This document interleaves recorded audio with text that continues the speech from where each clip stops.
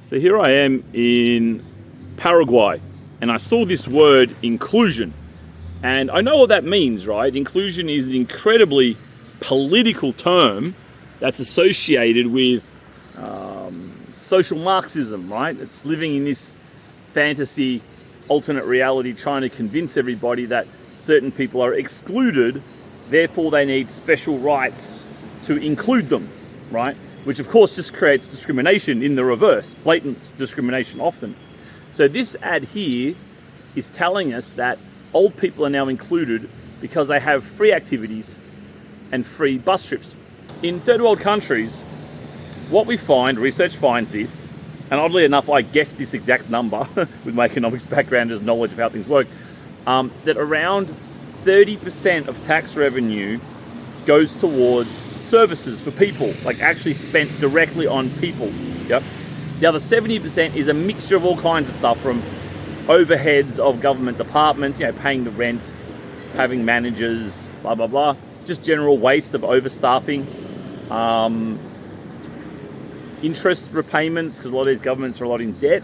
So they borrow money under our name and spend it how they want, and then we have to pay for that, plus the interest. So in the end of it, on average, I don't know about Paraguay in particular, but on average, we get about 30 cents in the dollar being spent. So these generous people who are so kind, and including these old people, are taxing the community, and then only 30% of that is then spent on people. So poor Pedro, who pays his $100 in tax, he's out here in the park cutting all the bushes and sweating his balls off. Only $30 of that $100 comes back to his grandmother here, or his mother here in the photo, right?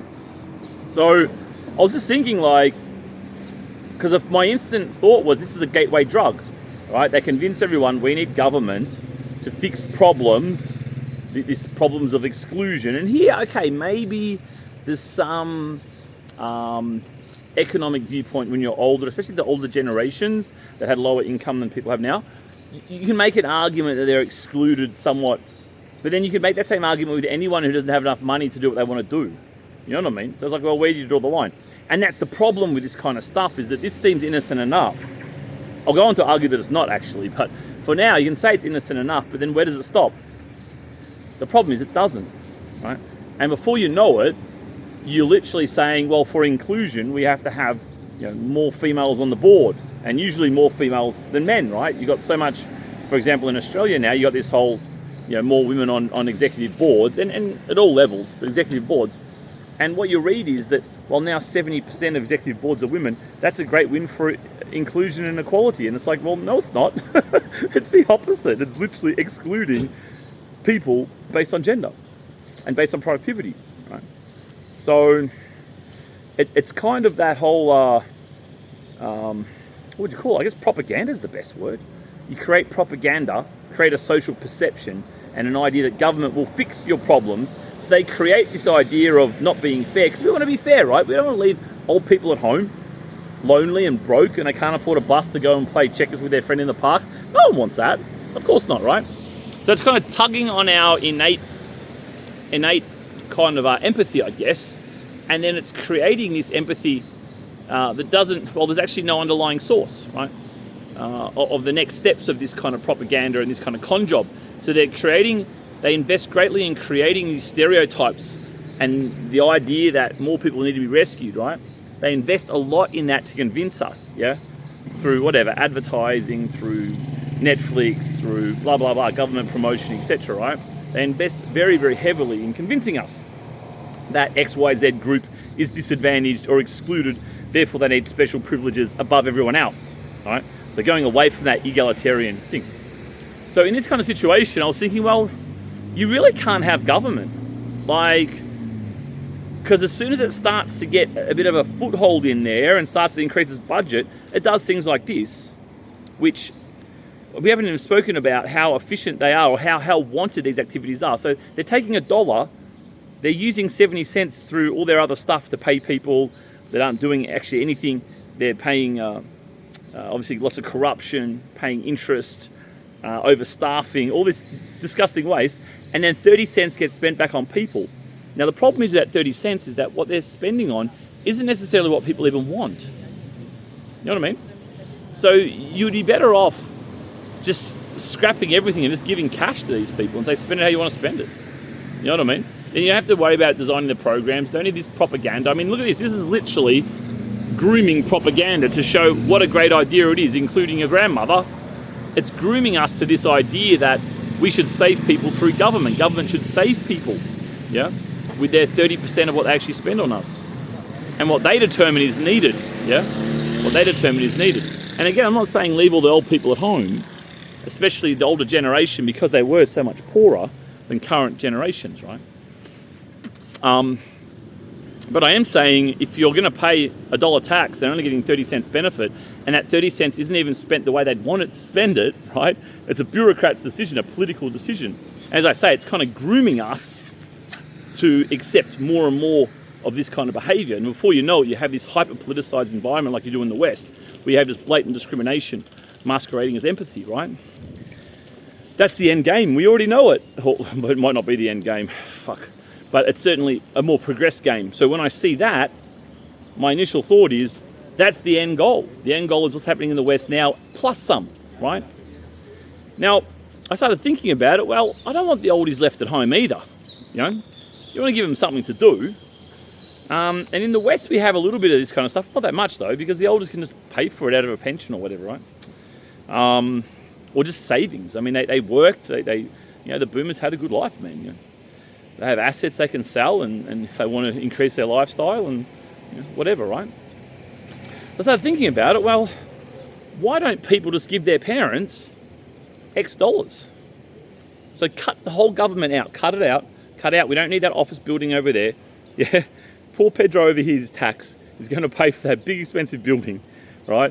Which of course was built by a contractor who's friends with the politician and the bureaucrat, right? So they've got this corruption lining the pocket of corrupt people all the fucking time, right? Especially in these kind of developing countries, right? You get this all the time. So instead of doing that, Pedro can just give $50 to his mum. Hey mum, here's $50. Because that's how it's always been done, right? The family has done this. They had their own economy and their own resources, and younger people pay for older people. So you see another line of this, and that worked perfectly well.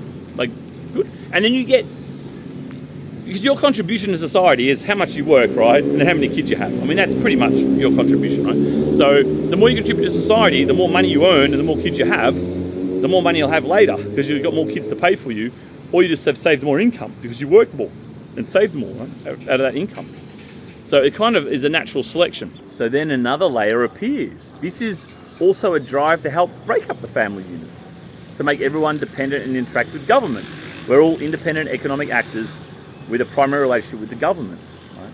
This mystical creature that pays for everything with our money, right? But again, corrupts most of it away. I really want to impress on you that figure, because I've researched this, right? Now I found this figure, and that was my guess. Before I started researching, I'm like, I reckon something like a third would go to people.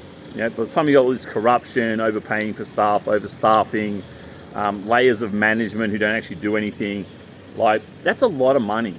You know what I mean? It's a lot of money, and a few free bus trips doesn't really compensate the amount of tax being taken. You know what I mean? For this ever-growing pool of taxation and the justification for it. But you can kind of see it is a bit of a breakup of the family unit. Now, of course, if you're radical, you'll say, but what about the 6 people who have no kids? In this town of 100,000 people, what about the 6 women that had no kids? What about them? What are they going to do? Well, they probably worked their whole life, didn't have to raise kids, they got money to pay for the friggin' bus. You know what I mean? And the reality is, how many oldies are going to start catching the bus that didn't catch the bus before? The bus costs 10 cents. You know what I mean? If I want to catch the bus, I'll catch the bus. It's not expensive. Like, that's the point of it, right? So it's not really going to change people's behavior either. Yeah, I mean, if you're going to implement a policy, you want to change people's behavior. Like, you actually get people who were isolated at home, not an ideology of the poor, unfortunate victim old person stuck at home because they can't afford 10-cent bus ride. This is ideological, right? How many people are actually stuck at home, and then how many people's behavior actually changes? Monitor it and judge, is this policy worth it? But you're not going to get that, because it's always driven by ideology. And we know what the next ideology is, then the next one, then it's healthcare, then it's education, then it's something. And again, of course, they need more tax. And again, only a third of that tax gets spent on people. The rest is corrupted away, wasted. All the government bureaucrats line their pockets. I'm not saying it's a plan for the bureaucrats to line their pockets. They're just trying to scam everybody. I'm not saying that. I'm just saying that the government apparatus is inherently inefficient, and the incentives in place will always create the same outcome. Yeah, and we see it country by country by country, the same outcome. Now, just for a fun fact to tie up today, is that in Western countries, you have a lot less corruption.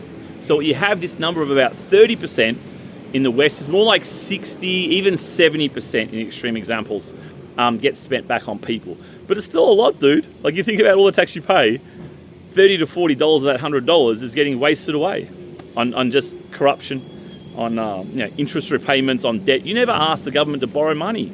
And they borrowed money under our name, and now we have to pay debt on that money, as well as pay it back.